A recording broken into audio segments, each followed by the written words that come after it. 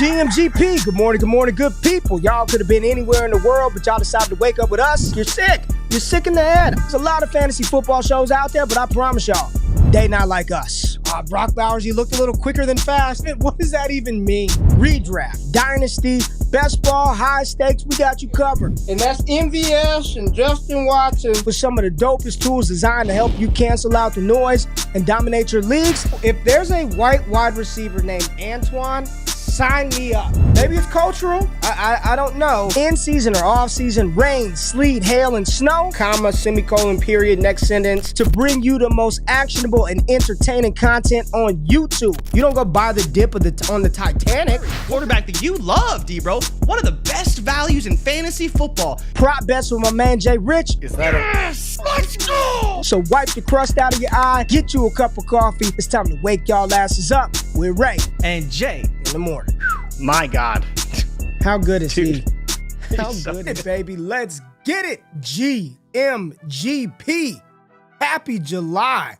July 2nd, 2025. Y'all decided to wake y'all asses up with myself and my brother from another mother. Y'all know what it is. The Canadian Jordan Richards. We appreciate y'all tapping in every single Monday, Wednesday, Friday here on the channel. And baby, we are on time.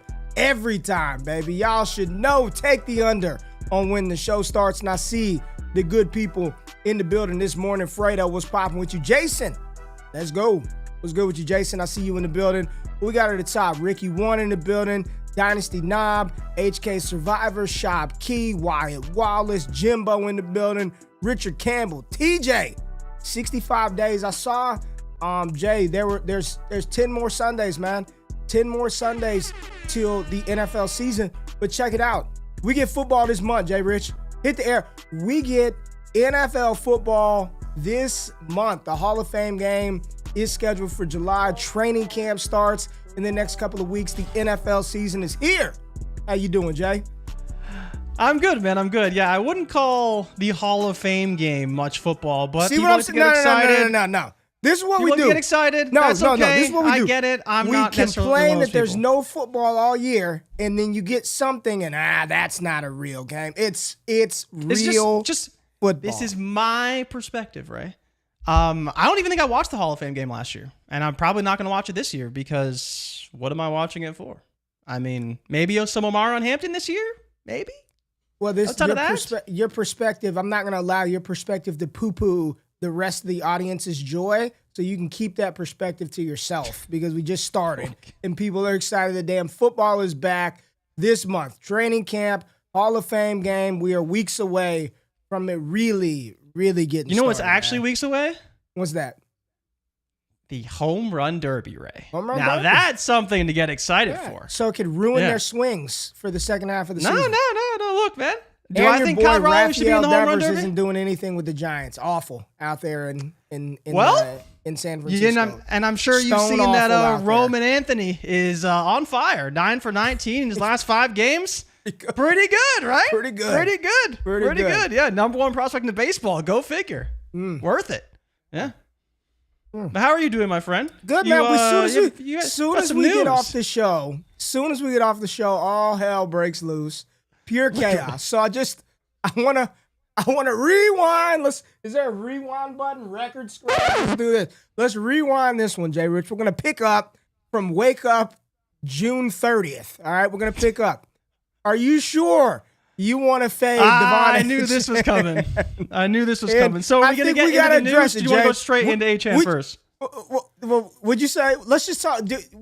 We can go into it later. Want to go to the news drop and get into it the right way, JRich? Do I need to get into it the right way? We should do it the right way. We should get into it the right way. We should do it the right way. Okay. We should do it the right way. Let's do it the right way. But it's a fair question. The biggest news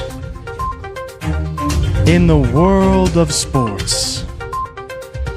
Covered and brought to you by one man, Jordan Richards. This is Straight Facts. You're on mute. You're on mute. Damn it. You're on mute. Damn it. The biggest news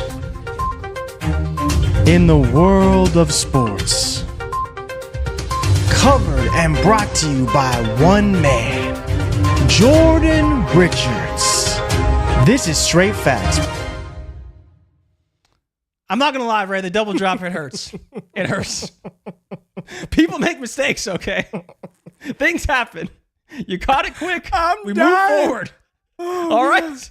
Let's go. Look at you. But here we go. Baby? What we got? We do have massive news because there was a big trade between the Pittsburgh Steelers and the Miami Dolphins. Yeah. The Pittsburgh Steelers traded for Jalen Ramsey, Jonnu Smith, who was heavily rumored prior to this trade, and, of course, a 2027 7th-round pick. In exchange, the Dolphins received safety Minkah Fitzpatrick returning to his former team, the Miami Dolphins, and a 2027 5th-round pick. Ray, where do you want to start? We got Aaron Rodgers. We got DK Metcalf. We got Jalen Ramsey. We got Jonnu Smith. I don't know who else the Steelers brought in. Robert Woods brought in as well. Bobby Trees. Drafted Caleb Johnson. Brought in Kenneth Gainwell. Yeah. The Steelers are all in. I believe it was just last week you said the Steelers wouldn't get more than 5 or 6 wins. That's what I believe was the number that we had. How do you feel today about the Pittsburgh Steelers with the trading of Jalen Ramsey and Jonnu Smith additions to the team and the loss of Minkah Fitzpatrick? You want to go through their schedule and do the same exercise? I feel like they're like the Chip Kelly 2011 Eagles, man. I feel nothing. I don't know how much of an upgrade defensively it is from Minkah Fitzpatrick to Jalen Ramsey. Jonnu Smith, prior to being force-fed a bunch of targets last season because Jalen Waddle didn't do anything, and Tyreek Hill had his lowest target output in years, 123 targets. He was force-fed the ball. I don't blame Jonnu Smith for wanting a payday. I don't blame him at all. Go get paid. Go get paid, big fella. But I don't believe these are moves that are going to push Pittsburgh to the top. No, not at all. Yeah. I tend to agree with you there. It's probably not looking too good for the Steelers, but maybe Ramsey makes a difference, right? And the other question I have for you with regards to the Steelers is, do you think this is a little bit of desperation from Mike Tomlin? Because, while I don't think he necessarily should be fired, it does seem like over the last year or so, there's been a lot of pressure on Tomlin seeing results. Sure, you make the playoffs. Sure, you have your winning seasons every year. But at what point do we start to demand more from a really, really good coach, probably going to the Hall of Fame, but has struggled mightily to get the quarterback position under control? Now they have Aaron Rodgers, so in theory, that part is fixed, but they're doing more than just that. That shows they are truly all in for this year. If it crashes and burns, as you predicted just last week with a 5, 6, 7 win season, do you think Mike Tomlin could be gone by the end of the year? You know, we talked about this on Bleacher Report. We went through the top 10 coaches or the 8 coaches on the hottest seats this season, and Mike Tomlin was the first name that we talked about on that list. And it's not because he's a bad coach. It's not because he's incompetent at his job. If anything, he's been everything other than that, right? Mr. Consistency. He brought a Super Bowl to Pittsburgh. I think they went to another one, lost versus Green Bay. I believe the Packers beat them in that Super Bowl, and then the Steelers and Tomlin beat the Cardinals. He's been an incredible coach, but at some point, and the organization, the franchise, it needs a new voice. You got to go in another direction. You see this throughout a variety of sports. I mean, you look at one of the greatest coaches in American sports history, Mike Krzyzewski over at Duke. He was still good. He could have still continued to coach, but they needed a new voice. They needed to usher in a new era. This just feels like last gasp hope. I look at the moves Pittsburgh Steelers have made, Jay, and they're not better than the Ravens. I wouldn't pick him. I wouldn't pick them on sweeping and running through the Cincinnati Bengals. Nope. We talked about it versus Cleveland. I think we split with Cleveland when we went through this exercise last week. You did have a split with Cleveland, yeah? We split with Cleveland. So does this move the needle? Not really. Doesn't feel like it to me at all. It doesn't feel like it to me at all. Yeah, I'm with you. I think that Jonnu was an interesting piece because obviously we know he's familiar with the system. Played under Arthur Smith for multiple seasons in multiple locations, so we know that he really likes him. But even in those Arthur Smith offenses, Jonnu Smith wasn't doing what he did last year in Miami, right? And it's like, is Aaron Rodgers really going to force feed Jonnu the ball with, of course, DK Metcalf and whatever else we get from the wide receiver core? It's very, very interesting to see where this all goes for this team because it just isn't making a lot of sense. Like, replacing Minka with Ramsey, is not an upgrade. Like, Minka's a really good safety and a very big voice in that Steeler locker room that Jalen Ramsey can't necessarily replicate easily, right? Being there for multiple years, establishing yourself on the defensive side and being a leader in that locker room, like, it doesn't just happen in the way that I think they maybe expect Ramsey to kind of take the lead there, because there is a lot of big voices in that defensive locker room, and adding Jonnu makes them marginally better offensively. We've all had questions about the wide receivers, but maybe he makes them, 1%, 2% better than they were, and they were already in the bottom third probably of the NFL? Here goes Jalen Ramsey's PFF grades from last season compared to Minkah Fitzpatrick. You're getting a 2-year age discount, or maybe a year and a half. I'm not sure when Fitzpatrick's birthday is, but 30 versus 28. Coverage grade, 71.9 for Jalen Ramsey, 67.9 for Minkah Fitzpatrick. I would think that Jalen Ramsey is a better coverage defensive back than Fitzpatrick. Run defense, 85.7 for Jalen Ramsey, 74.3 for Minkah Fitzpatrick. Overall total defensive grade, according to PFF, you've got Minkah Fitzpatrick, 68.4, and Jalen Ramsey, a 76.9. So last season, bar for bar, Jalen Ramsey was better than Minkah Fitzpatrick. But to your point, like, how much of an upgrade is it in totality? And I believe Jalen Ramsey gets a pay raise. He's making like an extra. I think so I was just looking up Minka's contract. His cap hit for this year is $15.5 million, and I believe Ramsey's is like up over $27 million. Because it's a big cap hit that they took on. That was one of the reasons why Miami wanted to get rid of him. So again, you see the numbers here. Ramsey is a better player, and I think will be good in Pittsburgh. But is he $12 million better? Because $12 million might get you a pretty decent player as well. And let's not forget that another big component of this that's puzzling is we know that TJ Watt's looking for a deal.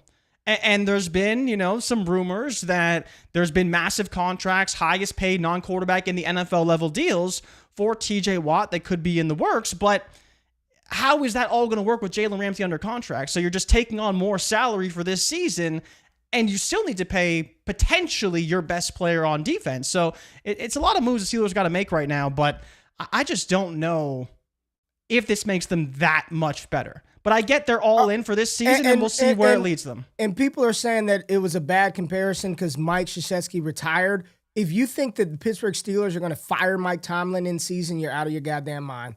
They're not going to fire Mike Tomlin. There's no chance he gets fired midseason. He would retire or walk away on his own terms as well. And if you ever think that just speaking from somebody who worked in sports for over 10 years, if you think that most of those decisions are just strictly voluntary without conversations happening behind the scenes, like, hey, man, like, shit's not, we need to go in a different direction, you're crazy. Like, it's PR, right? We don't want to fire you. We're not going to fire you. We want you to amicable parting of the ways, decide to walk away, whatever it is, The Steelers are not going to fire Mike Tomlin. They're not going to mid-season can Mike Tomlin. Not a chance. I don't believe that's going to happen at all. So he too would retire or walk away from Pittsburgh, go to pursue other coaching opportunities on his own accord too. They're not going to fire Mike Tomlin. I see a lot of people talking about Jonnu. Joe pointed to some Jonnu's fantasy finishes and routes per pass play in Arthur Smith's offense over certain years. A tight end 43% in 2020, tight end 16, 2023, tight end 17. I'm just not, I don't even need any of that. Jay, I go look at Jonnu Smith's usage over the last 4 years. It's been piss poor. He hadn't done anything up until this season when the two players who are targeted, and there was a tweet going around about Mike McDaniel's receiver target distribution, tight ends and running backs.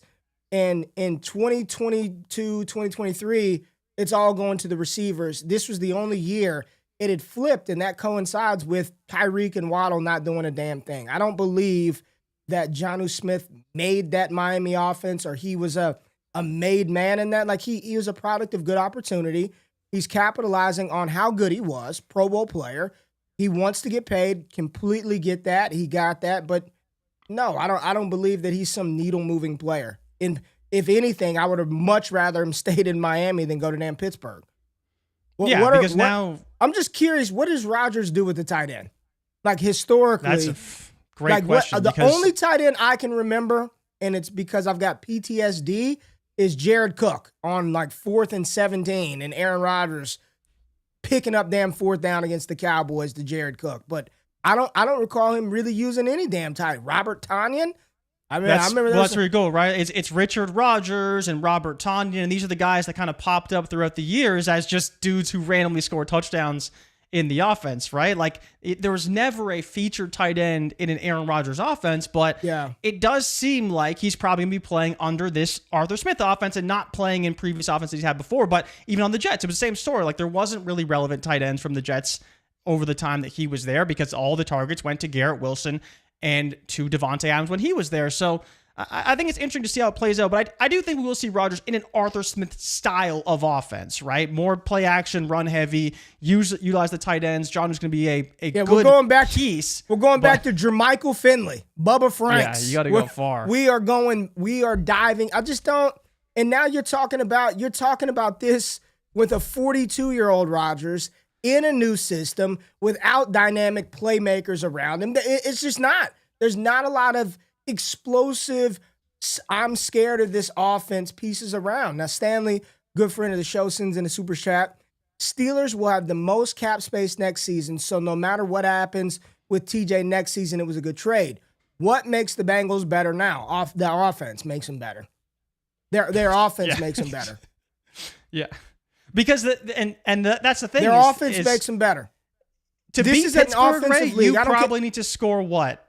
There are no defenses in the NFL today that are just neutralizing an offense. It's just not happening. You got to be able to score. You got to be the Ravens, basically, right? Their offense makes them better. That's what makes them better, in my opinion. Yeah. Offensively, when you can go put up 40, that's all they got to do is stop you once or twice. You're going to need to score 30, right? That's it. You're going to need to score 30 to beat the Bengals, and that's probably what's going to need to happen. And the Bengals have had their struggles against Pittsburgh at times, but you're going to bet on the better offense versus the better defense. And I think the sad part is without Minkah, we don't know what this defense is going to look like, especially on the back end, right? This is a passing league. I think it sounds okay, right? It sounds good, but how good was Miami's defense last year? It was god awful. He was part of that defense. But the difference is, I hear you, but the defense they had no pass rush. So if you have no pass rush, you have no pass rush. He's going that pass rush in Pittsburgh. I mean, you got not Benton. I think it's Benton. Keanu Benton in the middle. They've got a young defensive tackle. They've got Watt. You got Highsmith. You still got Old Man Hayward there. Like, they're going to have better pieces up front that will impact and help the secondary. They had no damn pass rush in Miami. Yeah, no, and that's a big factor as well. But I think we'll see how it all kind of comes together. How do you feel about this from the Miami side, though? Because I actually really like this trade for Miami. Like, Jonnu wanted out, Ramsey wanted out, and you get back a safety that you desperately needed that can replace Javon Holland, who they lost in free agency, and Minkah Fitzpatrick. I think like for Miami, it's a slam dunk trade because you just got rid of two players, dumped salary, and you got arguably a player that can work for you and fit within your system very, very well. So from the Steelers' perspective, it's very odd, but I think from Miami's side, it makes so much sense. The Steelers, it definitely feels. I don't want to use the word desperation, Jay, but it definitely feels like last gasp effort for this iteration of this Steelers team to do something. And if it doesn't work, you would think that they would need to really look at a full-fledged reset, right? Heads should turn, Because how many years in a row are we going to keep doing this with the Steelers, right? Are they going to then go to the retread quarterback again next season? Yeah, and I don't think you want to. I don't think you would want to, right? No. If this fails. So from the Miami perspective, not having to pay Jonnu Smith, I've got no problem with that. You don't want to pay Jonnu Smith, don't pay Jonnu Smith, right? Like, I've got no issue with that. You trade and you get Minkah Fitzpatrick, and I'm assuming, I don't know what his contract is, what they have to pay, but you get Minkah Fitzpatrick. I like that, but that wasn't all no dead Miami. Money and that under contract for 2 years. All that the Dolphins did. Jay, what else did the Dolphins do yesterday? They made another They made a very surprising move, and there was rumors of Kyle Pitts out in Atlanta, but they said we don't need Kyle Pitts. We'll take a better tight end, and we'll trade for recently retired Darren Waller. of the New York Giants, right? I honestly forgot that he was still on the Giants since he was headed there. But yeah, now with Darren Waller slated to be the starting tight end in Miami, how do you feel about his fit on the Miami Dolphins and replacing Jonnu Smith? Darren Waller he didn't play all the last season, so he was out. 2023, he said he had called it quit. I think out of his own mouth, he said that there was a play, Giants versus the Bills, where they ran the ball up the middle. He was the lead blocker, and he said, what the hell am I doing? I'm playing fullback out here. What is going on? I'm done playing football. Darren Waller hadn't put up a real respectable season since, I believe, 2020, JRich. So we're going back to when you had to wear big plastic shields over your face the last time Darren Waller was worth a damn in fantasy football. I saw that 1.1 million people added him on Sleeper. I get that. But what are you hoping for here? I've got zero expectation for what the NFL star turned rapper turned back NFL player is going to do. Zero.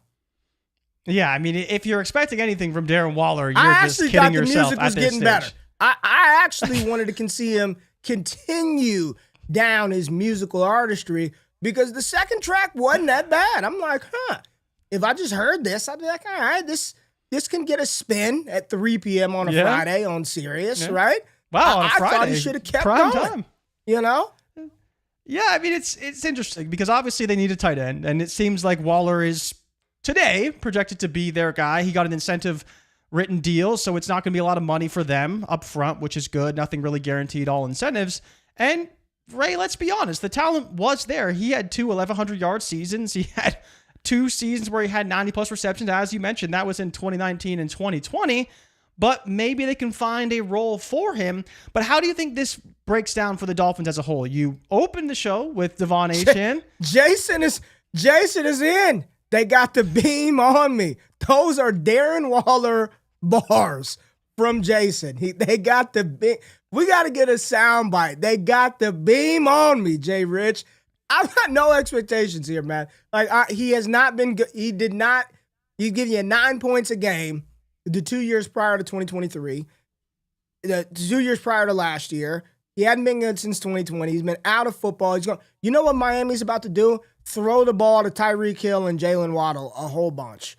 They are going to revert back to doing the things that they did the first 2 years under Mike McDaniel when there was some success offensively, opposed to last year where the offense was an absolute train wreck for a variety of reasons, but more importantly, the health of their quarterback and their 2-star receivers. I do not believe the tight end position is going to matter much at all in Miami this year.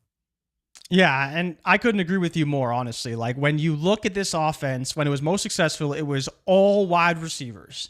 And I think the biggest thing for everyone who's watching this show right now, like, don't worry about Nick Westbrook-Achane and Malik Washington and dropping fab on those guys because they do not get targets. Ray, I don't want to hear it. Like, I don't want to hear it. We're talking about the wide receiver 3 in Miami that has capped out at 52 targets over the last 3 seasons. That is the most they received. In the last 2 seasons, that number is down all the way at 38 targets.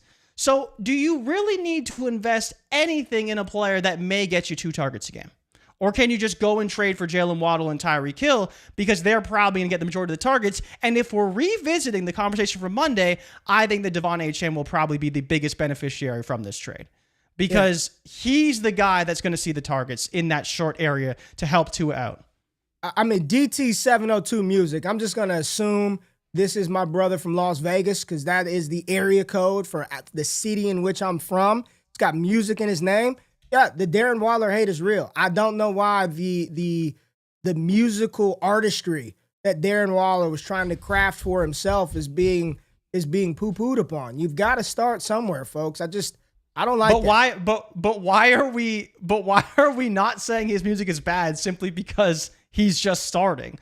Just because your friend puts out a song and he's your friend doesn't mean you just say it's not that bad. A bad song is a bad song, whether your friend made it or a random dude that you've never heard of. I didn't think it was that bad. The music video probably a little lacked production for someone with how much money he's made in his career. I think it was lacked the music a bit of production. If the music video was better, I think that would have. Yeah. Maybe more than visually. 2 locations next time, Darren. Yeah, you can do better You can't than that. shoot on one scene, man. Come on, Waller. You got to know better than that. But to your point, what does this mean for probably the biggest impact player, Devon Achane? Now, on Monday, Jay, this was your guy. You offered him up for first sacrifice. Now, we did not know that they were going to trade Jonnu, go sign Jonnu, trade for Jonnu, do all this stuff. But now that this has happened and you've had some time to process this, do you want to walk this one back? We know you double down, but you're also a man of reason and common sense at times. Do you want to walk this back now, JRich? Yeah, this pretty much uncaps his ceiling. This is the trade that turns him from potential league winner to actual league winner. And that's the truth. Like, again, I can say what I want about how it was kind of fading him. I think he's a little bit overpriced. And he'll probably go up in ADP a little bit. Let's be honest. Like he's probably going to be a first-round pick. And at that point, again, you're still basically saying that I would take him in the same range of Jahmyr Gibbs, but this is where, like, he has no ceiling now. There's not too many cooks in the kitchen. And the only guy that's not going to hit like a crazy high ceiling is going to be Jaylen Waddle because he's the second wide receiver on the team. But if you're the top running back and you just got rid of 114 targets in the short area to a tight end and replaced him with a guy who was rapping last week, I think there's a pretty good chance that you have a just about uncapped ceiling as far as it goes for Devon Achane. So yeah, I would not say he's overpriced right now. And again, Ray, how high would you be willing to take him? Would you take him over Gibbs? Would you take him over Bijan? Do you think like he's worthy of being drafted in that top, let's say 7 or 8 right now overall?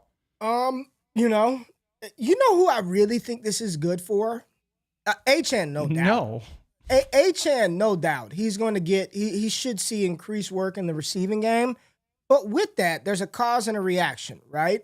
If he's going to be used more in that area, he was not very efficient on the ground. And I don't think they probably want to bang him up the gut 25 times to wear him down. He's a little running back. This might be good for whomever the primary backup to Achane is, the other running back who was going to play in tandem, whether that be, and I'm going to project it to be Jaylen Wright to start. I'm not going out to Ollie. Yeah, absolutely. I've been drafting Jaylen Wright as the complementary running back with Achane, but I do believe they do more of what they did with McDaniel when there was Mostert and Achane early, the dual back system. I do believe that this will help Jaylen Wright as well as an ancillary piece to that offense get some more opportunity because Achane will be used in the 4-minute offense, the 2-minute drill, the receiving game, in those creative ways in which he can utilize his speed, his athleticism in space. This will yield some more. There will be a direct impact for whomever that primary backup rusher is. And I think it's going to be Jaylen Wright, Jay. Interesting. Yeah, Jaylen Wright, RB52 right now, an underdog in the range of Austin Eckler, Tank Bigsby, Roshan Johnson. How would you feel about him compared to Tyler Algier, Ray? I think Tyler Algier is a player that we kind of like. And here's the thing. I see everybody saying Gordon. I love Ollie, right? I think that but just being realistic of where we're at now, I can't project Ollie Gordon to come in and just Jaylen Wright go to the bench. He was there last year. He got a little bit of run. He's probably going to get first crack at opportunity.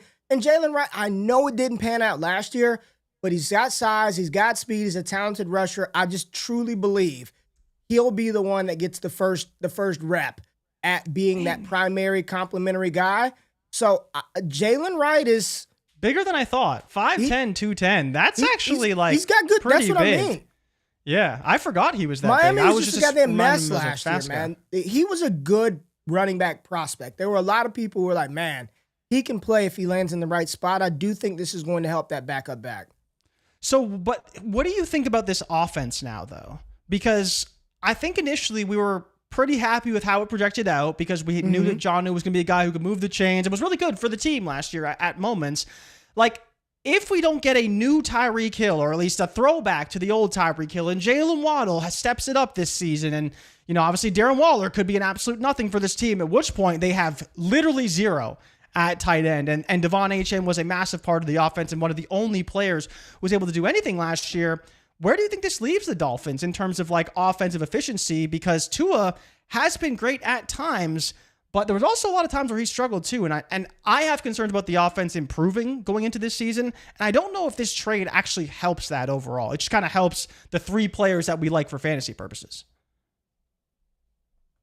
If those 3 players are good, then the Miami Dolphins would be better. If that, I just think that's what it is. If Tua, Tyreek, and Waddle are good, the Dolphins offensively should be fine. They were bad last year. Tyreek, I believe, Jay, that was his lowest target output since, we were in the 2010s. Honestly, Ray, basically ever. Because in 2019, it was only 12 games that he played, and he still saw 89 targets, so he probably would have went over that number that he got last year, which was 123. 2018, 137. It was really just his first full-time receiver season. It was 15 games in 2017 when he got 105 targets. Yeah. So it's basically they became didn't a do full-time anything. receiver. Tua threw the ball 399 times. You had 100, I think 60 from Huntley. So I don't like giving offenses mulligans, but I just don't know how much. Much I can. They actually threw the ball 600 times last year as a team. But it's awful, right? Awful quality of targets. So. All right, Jay, let's hit the break. Let's go to the break. Let's run the likes up, hit the thumbs up button, subscribe to the stream. There's some NBA news. We're not going to touch a lot about that because I want to get into this other exercise. I want to get into this other exercise because you have not looked at the list yet. I thought we would only do 1 round, but as I was going through it, I'm like, we might go 2-3 rounds depending on how much time we have. So hit that thumbs up button, like the content, and we'll be right back after the break.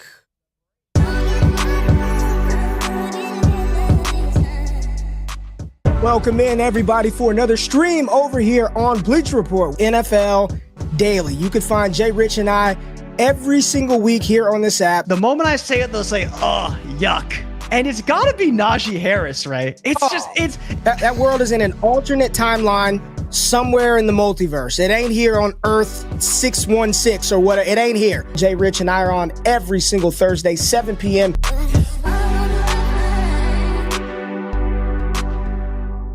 Welcome back to the show. This is Wake Up with Ray and Jay. Jay, is it Canada Day today? No, Ray, that was yesterday. That was yesterday? Well, I wasn't on, so happy belated Canada Day to you. Wake Up with Ray and Jay every Monday, Wednesday, and Friday. Make sure you hit that thumbs up button. Like the stream. That's how you support our work. If you want to join, be a member, check out our DDFFB channel because there's so much content going up over there. But right here on this channel, we talked about it on Monday. 2026 Summer Rookie Scouting has kicked off on the channel. We started with Penn State running back Nicholas Singleton. So if you've not checked out that video, make sure you go right here on this channel after the show's done. Check out Singleton. We try to get y'all in and out of the building on those, about 15 minutes or less. Film, data, some good stuff as we enter this college football season, and the game drops next week. But we did release another one, JRich, Jeremiah Love, running back out of Notre Dame. So his summer rookie scouting profile is up currently on the channel right now. He is very, very good. Very good running back. Very good. Jeremiah Love out of Notre Dame. And then if you missed our fades from Monday, make sure you check that out. You can catch all the wake-up shows on replay.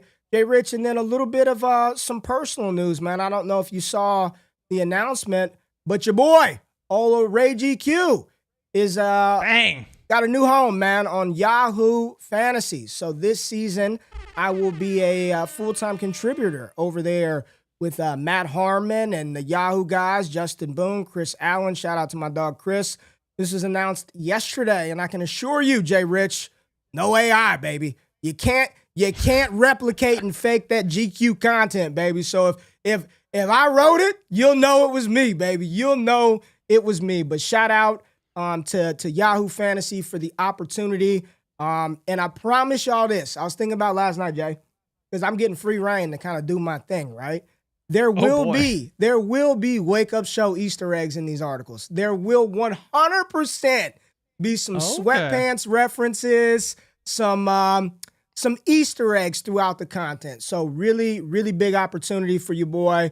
Appreciate y'all. If it wasn't for y'all's support and love, I wouldn't get these type of opportunities, man. So make sure you check out that content this fall over on Yahoo Fantasy, Jay.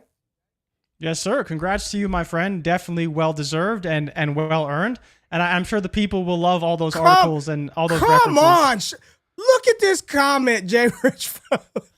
Holy, Ray is one of those blacks Trump said is taking white jobs.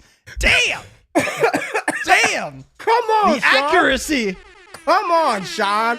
Come on, the baby. accuracy. Come Jeez. on, baby. But I appreciate the love, Andy man. Barron's, get out of here. Give us Ray G. Appreciate the love. I don't know anything about. Somebody said that the other day. They were like, I was like, hey man, I just got my key card 5 minutes ago. I don't know nothing about nothing. I'm just in the building trying to deliver good fantasy content. And Ricky, I cannot confirm if Freaky Friday articles are coming or not, but we're gonna have some fun, man. Appreciate y'all. Check out the content there, and when it's go time, y'all will know. All right, Jake.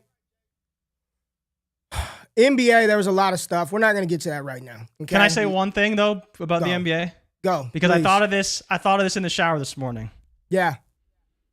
Money May, Canada Day, SGA, 285, baby. 285 for Shea Gilgeous. That's pretty good, right? That's pretty good, right? That's not bad. No, it was absolutely not good. That was good. You know why it wasn't good? Because you didn't. Crazy. You didn't have you weren't fully committed, man. I'm just gonna be very honest with you. I wasn't fully committed. If you would have fully committed, it would have been a lot better. You weren't fully committed, but there's your boy, SGA, 4-year, $285 million supermax contract, the richest annual salary for a player in league history. Look at that smile. Jay, how do you feel? I'm proud of my man.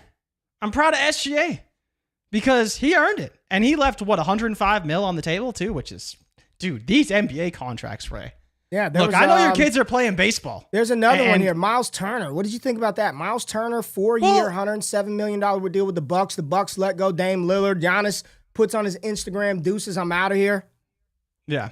This is probably one of the biggest stories in the NBA that makes absolutely zero sense. Why are you stretching Damian Lillard's contract for $20 million over 5 seasons just to sign Miles Turner? Just to have Giannis leave? Like, what is the thought process here? Because with Dame being gone and paying Miles Turner, you're spending like $48 million a year. Because you do the Dame stretch so you can sign Turner, and Giannis is still going to walk away. So you're paying out $50 million for one dude. Just makes no sense. Kevin and now said, Dame can go play wherever. Kevin said, I thought JRich was saying he was tipping the scales at 285. Yeah, the money scale, the bag scale, 285 M.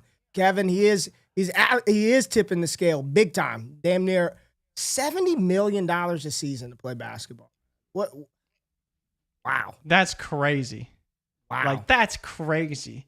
Wow. This guy's, well, it's like even when we saw the Cooper Flag projections, and he's going to make like $1 billion by the time he's 30, basically, because of how much money these guys. But this is where, like, the NFL is expensive to go and watch, but there's only 17 games a season. Like, how on earth, Ray, knowing that the NFL makes all this money and NBA players are being paid so much more than them on like the high end. Man, I understand because there's only like 500 NBA jobs versus like however many there are in the NFL. But like, I always wonder that. It's like, crazy. How do you equate the sports? And I guess it's the revenue that they generate. You know what I mean? The revenue. Yeah, is China paying that much for those $1 million TV a rights? game for SGA, man. $1 million a game. $1 million a game. I mean, but when you think about it, though, we have seen that in the NFL.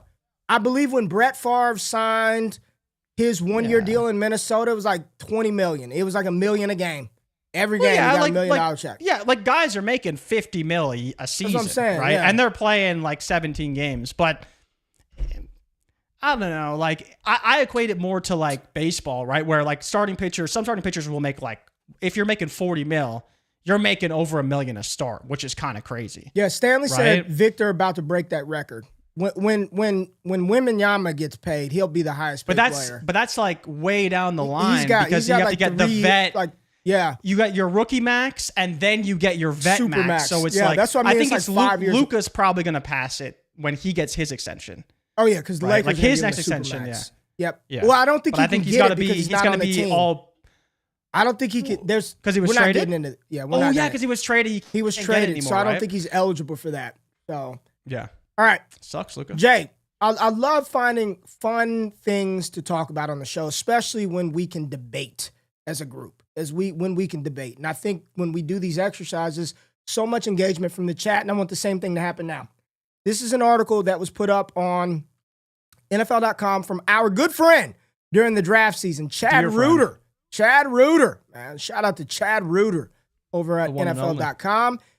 He completed a 7-round NFL mock draft. According to the draft order from this year, win now with current NFL players. JRich, current NFL players. So it's snake draft. It's based on the 2025 NFL draft order, and free agents like Keenan Allen and Amari Cooper. Those guys are not included. So you're going to see Tennessee at the top. Gotta be on rosters. Yep, they've got to be on rosters. Win now. If these 32 NFL teams were starting a franchise today to win now, here's how they would draft according to Reuter. I think these are fun.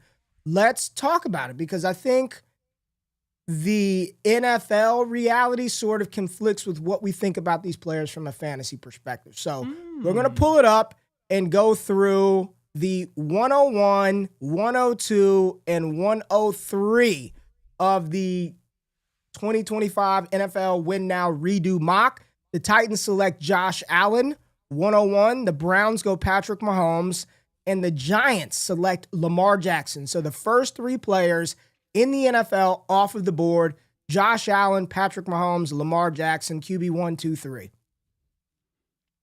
Well, Ray, I mean, what do you want me to say? I'm not that surprised, but Okay. defend your boy, Lamar. No, third overall. If you take Allen or Mahomes over Lamar to start a team, I'm not going to complain here. I think these are. Wow. I not thought gonna you'd be complain. outraged. We'll have some outrage as we move down a little bit. Let's move down to the 4th overall pick. Your New England Patriots select Joe Burrow to be their franchise signal caller. I don't think you're going to complain about Joe Burrow going to New England. Joe Burrow's my quarterback. I'd be pretty fucking happy. You love that Burrow. I do even like though Joe Burrow. Yeah. Even though you told people don't draft him this year on Monday. I did. But you do love him somehow, right? Number 5, the 5th player off of the board. You defend this because there's no way. Let's go. Way. You people, Ray, Justin every day Herbert I have to should get on be this at show 5. There's and no defend way. Justin Herbert for the talent that he is as a quarterback. And this season, you're all going to see it. This is the year, Ray. This is the year that it all comes together for my man, Justin Herbert. Just, let's go. 5th overall? I don't know, man. Come on. Justin Herbert, number 5 overall. You got King says, I'm cool with this. I'm cool with it. I don't know, man. I don't know, Jay. Let's move down the board a little bit. 6th, the Las Vegas Raiders select Jalen Hurts. So the Raiders take their QB, Jalen Hurts. And the Jets at 7 go Jaden Daniels. JRich. Jaden Daniels at 7. Would you take Jalen Hurts or Jaden Daniels over Justin Herbert? Hell no. I wouldn't do it. I couldn't do it. Okay. But where you? All right. How do you feel about Daniels? I mean, we're gonna have to obviously go down the list still, but I think Daniels at 7 is interesting. 5 just seems high for Herbert. I'm just I know with it does. scribbles. It just I know it seems does. high. It seems high. I know it does. Jaden Daniels at 7. Now we're about to have some debate. Okay. Oh, At number 8, 8th overall, the Carolina Panthers select Jared Goff. JRich. what? Jared Goff. Look, Goff is a fine quarterback, but he doesn't have the intangibles. He doesn't have half the intangibles of the quarterbacks ahead of him. So there better be some real bad quarterbacks behind him, because I haven't seen the list. You have not. You have not seen the list. You have not seen the list. Like real bold. Okay. We Let's can keep continue, going. I guess. Let's see where they go The next. New Orleans Saints are on the clock, and at pick 9, JRich, they select Baker Mayfield as their quarterback of the future.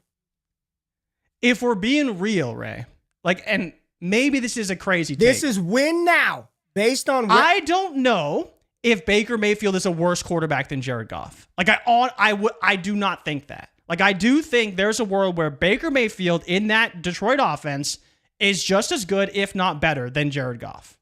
Because he's more mobile, he's better under pressure. So like that's what you need. Like they both can throw the ball very, very well. They both can execute an offense.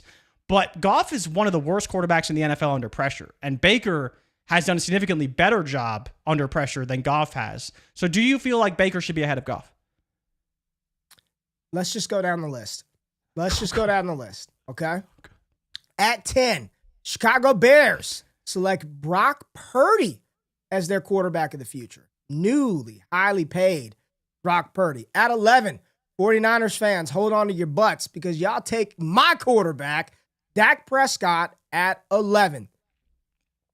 I'm taking Dak over Goff, JRich. I'm definitely taking Dak over Goff. I'm taking Dak over Goff. I think of these quarterbacks, I'd probably go Dak, Baker, Purdy, Goff.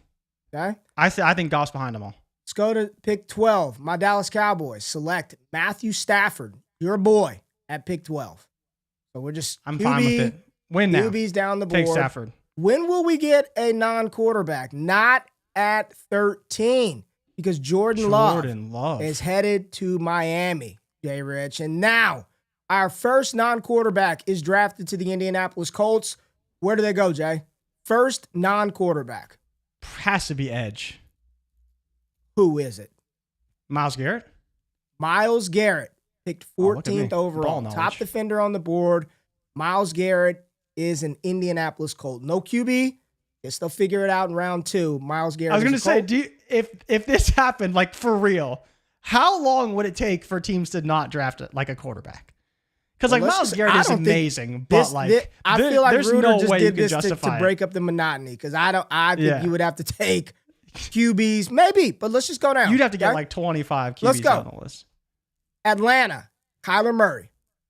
Arizona, Trevor Lawrence. Cincy goes Stroud. Seattle takes Micah Parsons. So now we're getting into some tiers. Stroud goes to Cincy. Parsons goes to Seattle at pick 18. Aaron Rodgers to the Bucs. No way. At 19. No way. To win now. Aaron Rodgers. In NFL football. Win now. 2025. 2025. 20. Oh. You just 25. 2025. He crashed and burned on that one, bro. I did. Tampa Bay, Aaron Rodgers. JRich, let's keep moving down the board. 20. Bo Nix. Let's just put Bo Nix in Denver. Bo Nix in Denver. Just make it Sean easy. Payton gets his guy. Sean Payton. He's got the choice of the whole world of NFL. I'm taking Bo Nix. My guy. I need Bo Nix, my guy. All right, 21. Pittsburgh goes Saquon Barkley. What a Pittsburgh pick. Saquon Barkley to Pittsburgh. Yeah. 22. Justin Jefferson to the Chargers. Interesting. First wide receiver, Justin Jefferson. First wide receiver. They've got no QB, but they got Jets. They got Jets. 23, Green Bay goes Jamar. No QB. We're taking the receiver. They got Jamar. We're taking the receiver.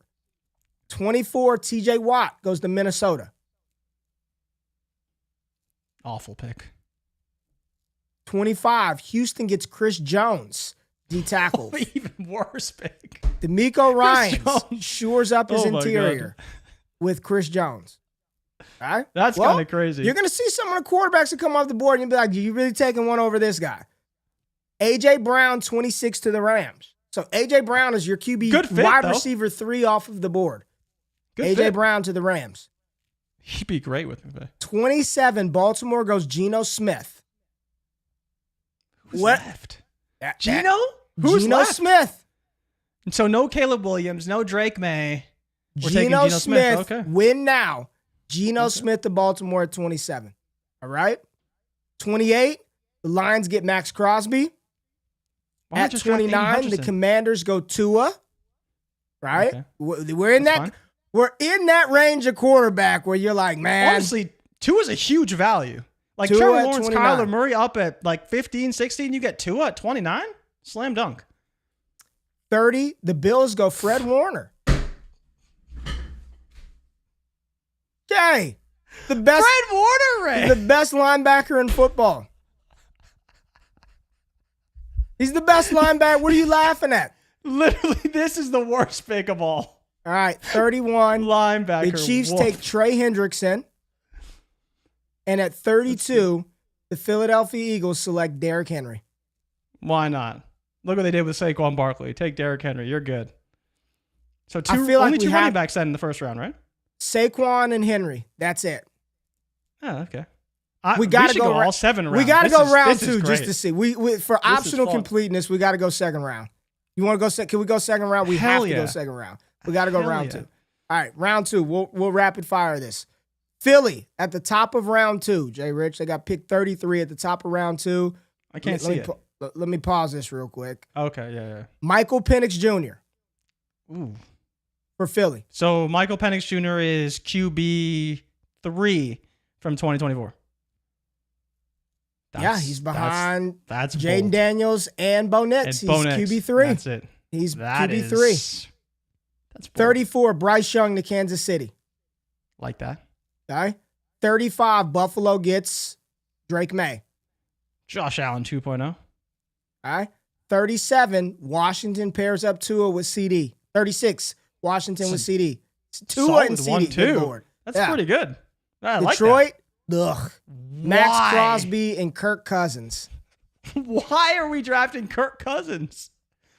How much does Chad Reuter hate Caleb Williams? Oh, he doesn't like Caleb, man. He clearly does 38, not. Geno and Tyreek would be fun. That'd be good.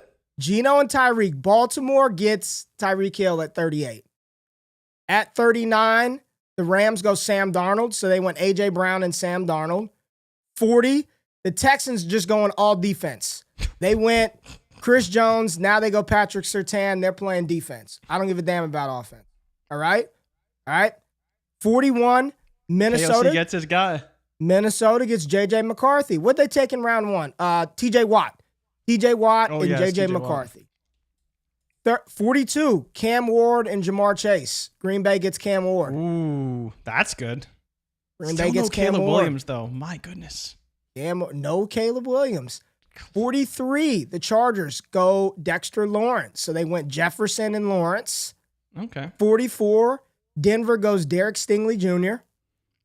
That's a good pick. 45, there's your boy. Pittsburgh takes Caleb Williams, 45th overall, to go with Man, Saquon Barkley. How many quarterbacks have gone? Or like we got to be at least in the 20s, maybe even late 20s. Yeah, we're in QB2. I mean, he got picked after Kirk Cousins, man. 46, Tampa Bay goes Quinn Williams with Aaron Rodgers. 47, right. Justin Fields to Seattle at Okay. 47. Okay. 48, the Bengals take Nick Bosa. Okay. 49, the Colts take Russ. That's Oh, their God. QB. They went Myles Garrett, Russell Wilson. Myles Garrett, Russell Micah Wilson. Parsons. Micah Parsons. Micah Parsons, yeah. No, they took Myles Garrett. Excuse me. No, I'm looking at it right now. It's Micah Parsons. The Colts took. Or you're Micah saying the Colts? The Colts. Colts. Sorry. Yeah, the Colts. Colts took Garrett. Yeah, My bad. what are you talking about? Myles Garrett. Lane Johnson. Let's go. Lane Johnson goes to Atlanta at 50. The first O tackle off of the board. Lane Johnson to Atlanta. Yeah. 51, Aiden Hutchinson. 52, Jahmyr Gibbs to the Miami Dolphins. So the Cardinals get Hutch, Dolphins get Gibbs. Dallas goes Penei Sewell at 53. Ooh. So to protect Not that bad. Stafford. Sewell gotta and protect that Stafford. Stafford. Okay, all right. Jalen Carter to San Francisco Damn. at 54. Dak and Carter. Damn. Not bad. not bad. I like the Not trenches. 55, the Panthers. Jordan Mailata. Saints take Sauce Gardner at 56. Yuck. The Bears go Malik Neighbors. So Purdy and Neighbors feeding families out there in Pretty Chicago. good. Feeding families. 58, BTJ to the Jets to pair up with Jaden Daniels. Man. Damn. Daniels and Brian Thomas. Nasty. Jacksonville Like that. goes Tristan Wirfs, offensive tackle. At 60, the Raiders go Brock Bowers. Brock Bowers. Jalen Hurts and Brock Bowers. Jalen Hurts and Brock Bowers at 60. And then your Pats take Leonard Williams at 61. Way to go, Vrabel. Great pick. Great pick. And then at 62, the Cleveland Browns take Amon-Ra St. Brown. The Giants at 63 take Bijan Robinson. And the Titans take Christian McCaffrey at 64. Damn. Sauce Josh was not Allen the and first Christian DB. McCaffrey? Sauce was not the first DB. The first DB was Surtain. Patrick Surtain in round one. You had Surtain and Stingley come off the board before Sauce. Yeah. Man, Carter. I still can't get over that Fred Warner pick. What a pick. You don't like that Fred Warner pick, do you? So this is it was just fun to look through if your NFL where your favorite players would go if you did an exercise like this. And I think that majority of round one would be JRich quarterbacks. Like you just have to take a quarterback. Majority of round one. If you're trying to win now as an NFL team, you got to go QB. But damn, this makes me want to go do get a Madden fantasy draft going. It kind of does. You're looking at like, man, I could build a good team if I fade QB here, or if I pass on running back there. So yeah, KMG King Carter should have been higher. Allen and CMC for Tennessee. I'll take it. Saints are cooked in this universe too. Yeah, the Saints. I mean, y'all got Sauce, and I think the Saints took quarterback in round one. So Baker, I'm pretty sure is who they got. There it is. Sell Caleb in Dynasty. I'm still in on Caleb, man. I know a lot of people are very nervous because he took 1 million sacks last year, but I think I'm going to bank on Ben Johnson. I'm going to bank on Ben. Hit the music, man. Hit the music. That is a pretty crazy fall for a number one overall pick. To go 45 overall, I think that's fine, appropriate. He was the QB, 4 from his class?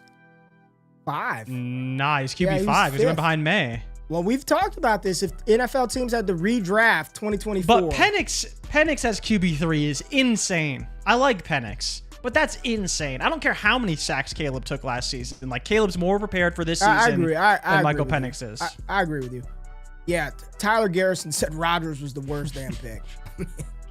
Come on, Chad. Rodgers at 19. Tampa Bay fans, even though this was a fictitious exercise, they should be just livid today to even see that grace their screen. Jay, anything you want to say, people, before we get out of here, man? We had a good show. Fun show. Check out the content, right? Jeremiah Love. Yes, sir. Summer Scouting is up. Make sure you check that out on the channel. Nicholas Singleton, Summer Scouting is up. And JRich, Lenora Sellers. And I'm telling y'all, Jay, I'm going through Garrett Nussmeier's tape last night. Dude, how is he not QB1? How is he not projected to be the top QB?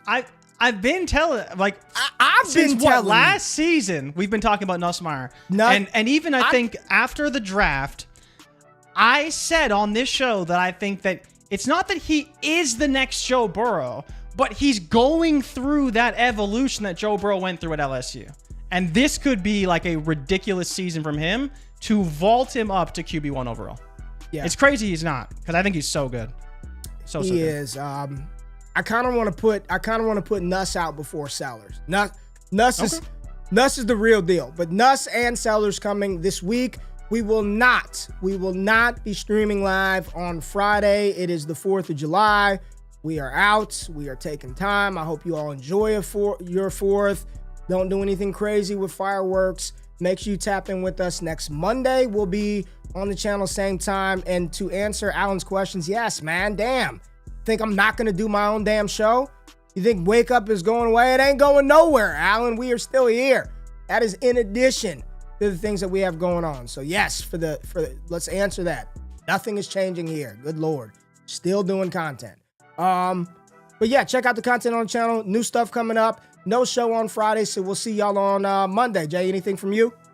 Happy 4th to all of my American friends out there. Stay safe, have fun, and get messed up. It's a Freaky Friday after all, so let's have some fun. Don't get messed up. Don't do that. But we appreciate y'all being here, and we'll see y'all on Monday. We out. Peace.